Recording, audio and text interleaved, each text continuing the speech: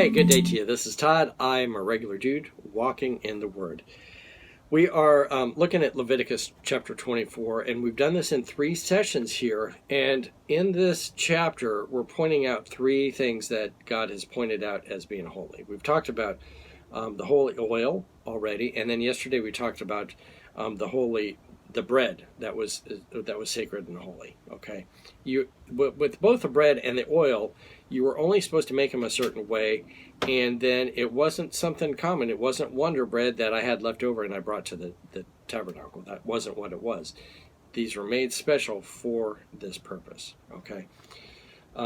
So today we are talking actually about the holy name of the Lord.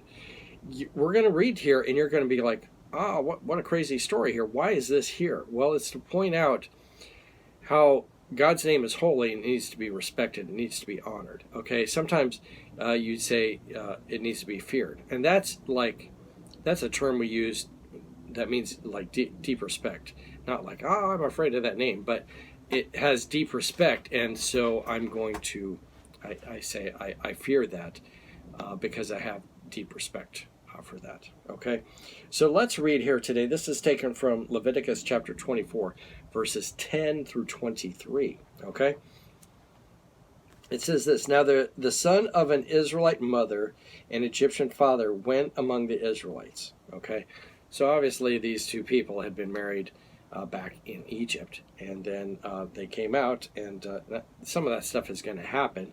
But most of the Egyptians would have stayed there, but there were some that came. But this was a mixed marriage here, okay? And this guy goes out amongst the Israelites, and a fight broke out in the camp between him and an Israelite. The son of the Israelite woman blasphemed the name of with a curse. So they brought him to Moses. His mother's name was Shelomoth, and the daughter of Debri the Danite. Okay, so this guy is from the tribe of Dan.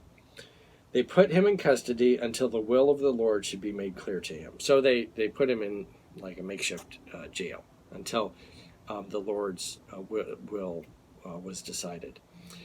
This is good to do. Wait and see what the Lord wants to do rather than make a rash decision. You're going to see later on in when we start getting into the promised land, and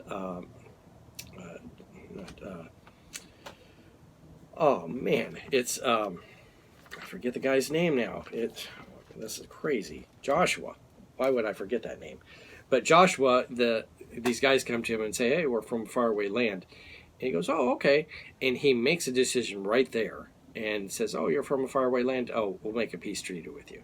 Well, they weren't from a faraway land, and now they were like actually next door neighbors, kind of. And because he had made that decision and not waited on the Lord, but just made that decision, that group of people was a thorn in the side for a long time. Okay, so take some time. When something happens, take some time and wait and see what the Lord wants to do. Okay, so let's keep moving on here. Verse 13, Then the Lord said to Moses, Take the blasphemer outside the camp.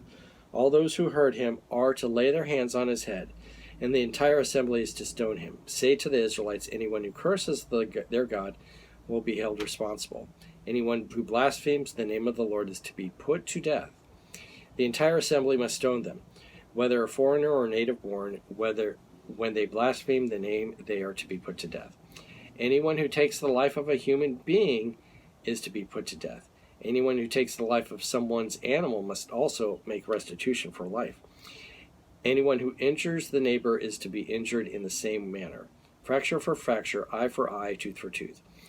The one who has inflicted the injury must suffer the same injury. Whoever kills an animal must make restitution, but whoever kills a human being is to be put to death. You are to have the same law for the foreigner and the native born. I am the Lord your God.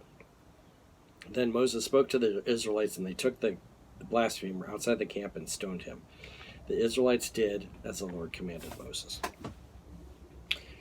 The big point of this whole story here is God's name was to be honored. It was not to be taken lightly. And when someone takes this name and takes it lightly like this, it really defiles the name. And God said, my name is to be holy. Okay. And so when you're, out and about in the world and people use God's name in vain, they're not respecting God when they do that. And so God's basically saying, I'm to be held in respect. Okay. Now, get this too. We can't do this today because we're not a Jewish nation, and we're a democracy with many people in it too. They could do this back then because they were really a theocracy under God's law, and so they could do that back then.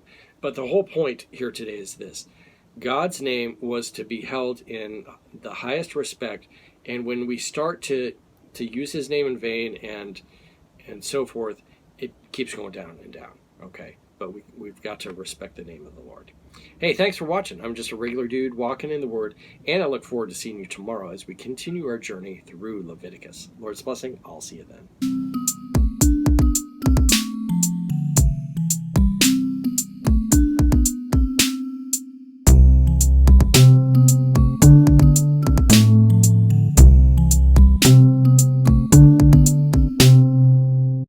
Hey, good day to you. This is Todd. I am a regular dude walking